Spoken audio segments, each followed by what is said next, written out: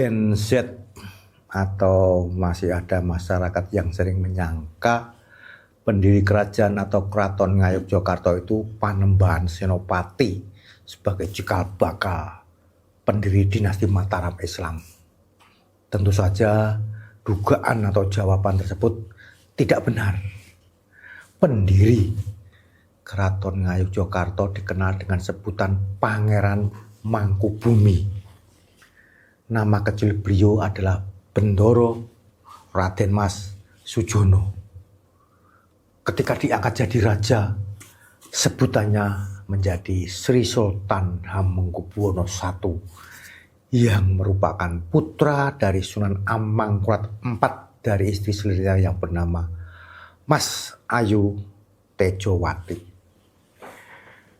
Beliau dikenal sebagai sosok peletak dasar budaya Mataram yang memberi warna, corak, serta ruh bagi lingkungan keraton dan masyarakat Yogyakarta pada umumnya.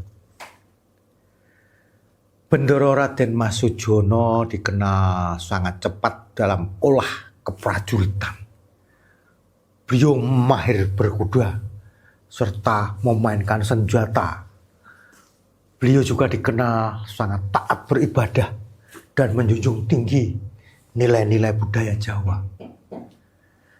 Tahun 1746,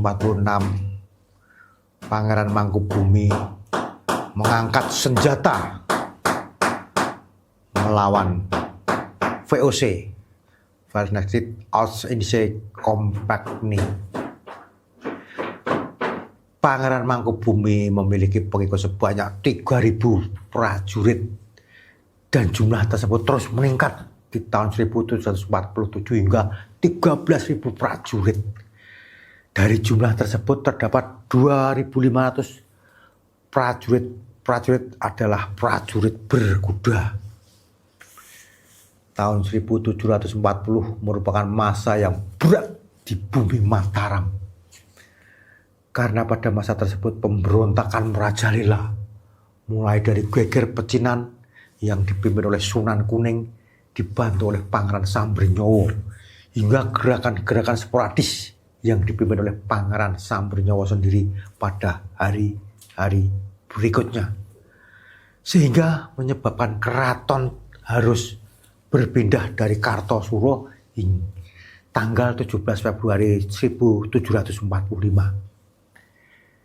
Dalam upaya memadamkan pemberontakan Pangeran Sambernyowo, Raja Mataram saat itu yaitu Susuhunan Pakubuwono II mengadakan sayembara yang disambut dan dimenangkan oleh Pangeran Mangkubumi. Upaya Pangeran Mangkubumi untuk mengurangi pengaruh VOC di bumi Mataram melakukan pengendalian masyarakat khususnya di daerah pesisir utara Jawa. Namun upaya tersebut gagal karena adanya pengkhianatan dan kecurangan yang dilakukan oleh Patih Prenggoloyo yang didukung VOC. Sehingga upaya yang dilaksanakan oleh Pangeran Mangkubumi tersebut menemui jalan buntu. Berdasarkan pengalaman tersebut, Pangeran Mangkubumi kemudian memutuskan keluar dari istana dan mulai melakukan serangan terbuka kepada VOC.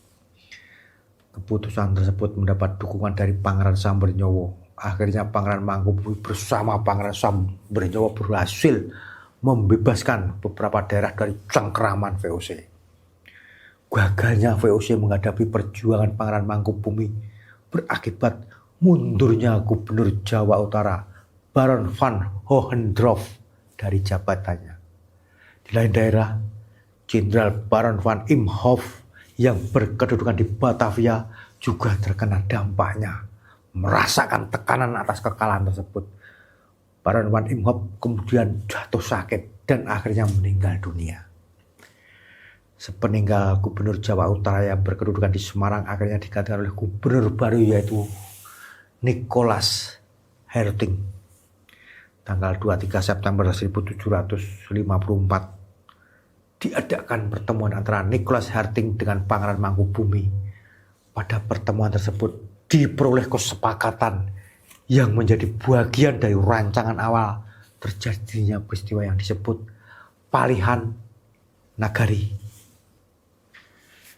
Hasil kesepakatan tersebut akhirnya diserahkan kepada Sultan Pakubuwono III dan disepakati oleh Sultan Pakubuwono III pada tanggal 4 November 1754. Butir-butir kesepakatan tersebut akhirnya dituangkan dalam naskah perjanjian Giyanti pada tanggal 13 Februari 1755. Akhirnya resmi ditandatangani oleh pihak-pihak terkait. Setelah resmi ditandatangani naskah perjanjian Giyanti tersebut, akhirnya hal itu menjadi babak awal berdirinya Kesultanan Yogyakarta Hadiningrat. Tanggal 13 Maret 1755 atau bertepatan dengan tanggal 29 Jumadil Awal 1680, Pangeran Mangkubumi dinobatkan sebagai Raja pertama Ngayogyakarta Hadiningrat dengan gelar Sri Sultan Hamengkubuwono I.